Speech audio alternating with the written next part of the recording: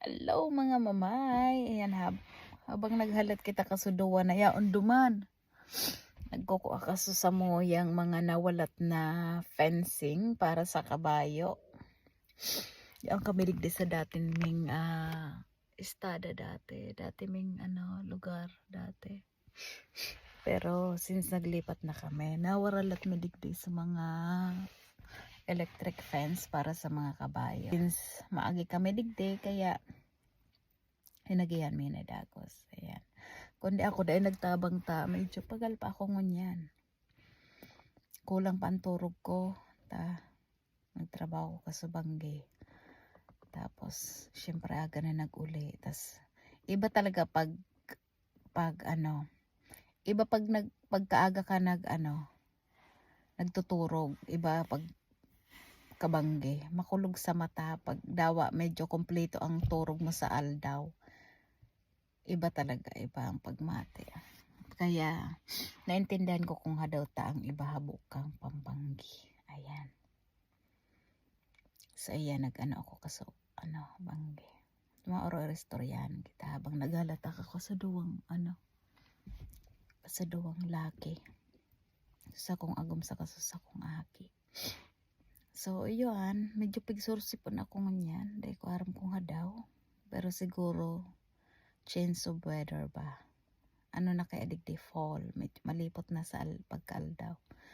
So, pagkakabangga ako naghahali sarong, pasirin sa trabaho, mga 9 o'clock, 8:30, usually 8:30 ta. Nag-aamay ako paghali ta. Habo ko na malay, tapos gusto ko may allowance pag abot sa trabaho tanganing kumbaga sigurado na di ko malilate. Mas maray ng amay kaysa late. So, tapos nag-uli ako agang amay. Mga 5 o'clock. 5 o'clock ako nag-uli. Ning aga. Mga 5:30. Mga 5:45 arap kanta pag nagme-meeting pa kami. As mahamog na siya. Kaya siguro naliputan ako. Kaya medyo pigsursipon ako ganyan. Tapos sa trabaho medyo malipot man. So, basically, ang trabaho ko duman, it's a cheese factory. Nagkukuyang kami. Ang third shift, kami mga pangbangge, kami ang usually naglilinig, nagsasanitize kang mga equipment, kang mga machines, mga big machines. Tas basta kung anong equipment duman sa na ito, pigsasanitize me, di-assemble me, tapos tig-assemble me garay.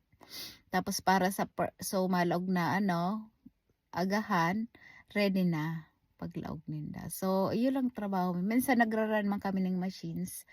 Man kami ng mga product, pero usually lang, nagsasanitize kami, nagre-relinig kami kang which is medyo magayon ma'am, pero ang mga kamot ko siya. Ang water hose ninda is ang water hose ninda medyo magabat baga, tapos dakula, tapos ang kamot ko sa dito pag ako medyo haloy mga perang oras kami nagagamit ng tubig, ang kamot ko garo na masyadong nabubugbog ba. Tapos pagkakaaga pagturog ko ang pagmata ko pagkaaga maarano ang kamot ko. Nagnanamba. Mataranglay. Sus mariisip, grabing sakripisyo. Tapos pero duman man complete man kami duman PPE. Boots, gloves, hard hat. So talaga tas puti ang uniform eh. So yan sa bago kong trabaho. Very different sa dati kong trabaho. Medyo hard work pero it pays good man. Hard work but it pays good. So, pero some days are good, some days are bad. Pero, kaya man. So, haloy-haloy ninda. Every Wednesday kaya nagkukuyan kami.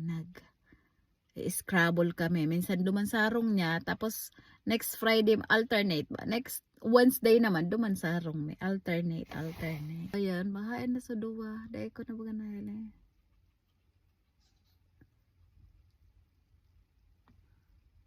Grabe kay kami defenses eh. Duman sa duwa dahil ko araw kong hain na taday ko na baga na ano ay anyan basta yan ganda dyan. Nagko ka sa mga fencing. Yan, fall na fall. May iba ng kulay eh. Basta maluwas na sa nanduan andang hain. So, yan ang sa tuyang ano, ulay-ulay ngunyan na aldaw. Trabaho ko ngunyan. Medyo hard work nga na siya. Mataranglay sa kamot.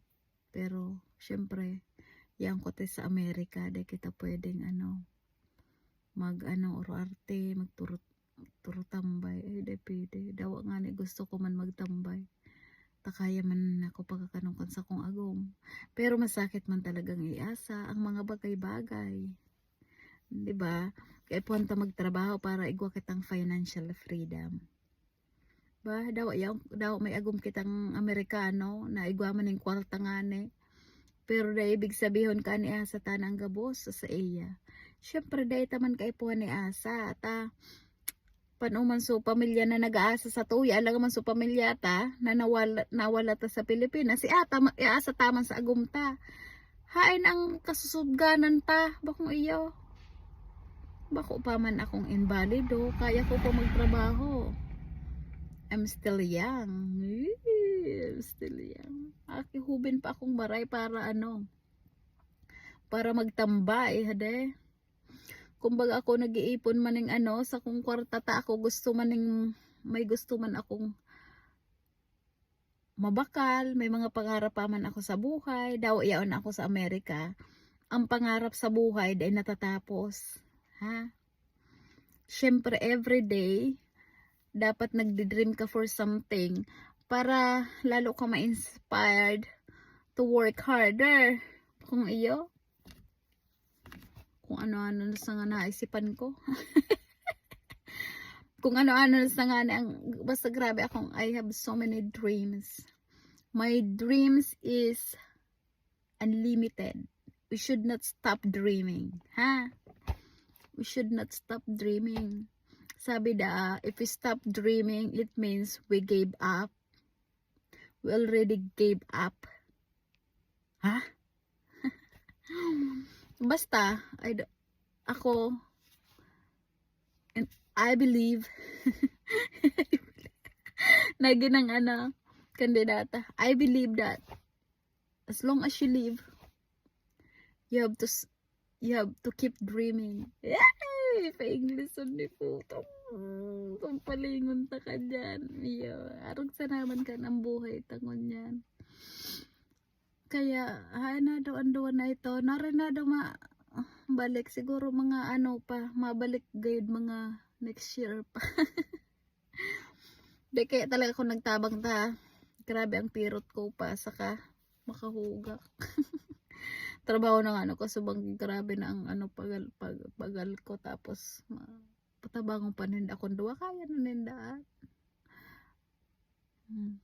Baka napabulhot na. Napabulot sa labot na nakabangon. Biyawan man duman sa aki ko. Aram niyan ang gibuon niya.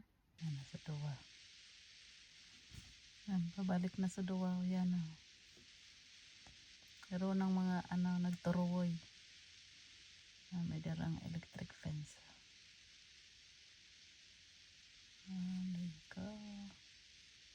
Ay kung haram mo hadaw taday kano yan. Yan sa duwa.